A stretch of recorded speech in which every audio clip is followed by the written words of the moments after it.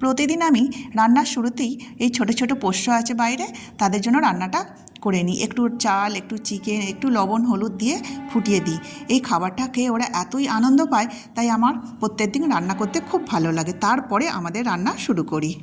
আমাদের এখানে ভাত রেডি হয়ে গেছে।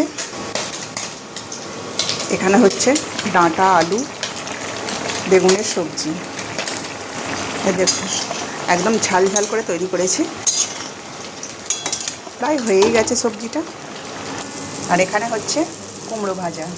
আজকে টকের ডাল করেছি, তার জন্য এত কিছু করছি। এই যে কুমড়ো ভাজা, ডাঁটা আলুর তরকারি।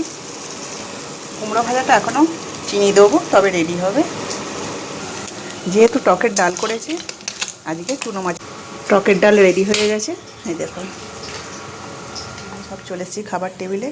এই যে মিষ্টি মিষ্টি কুমড়ো ভাজা, এটা ডাঁটা আলুর ঝাল, এই যে মাছের ঝাল, এখানে রয়েছে টকের ডাল। আর সবথেকে লোভনীয় হচ্ছে আজকে এই তেঁতুল দিয়ে মাছ দিয়ে, চুনো মাছ দিয়ে টক বা চাটনি। আজকের দুপুরে আমাদের এতটাই খাওয়া দাওয়া হয়েছে।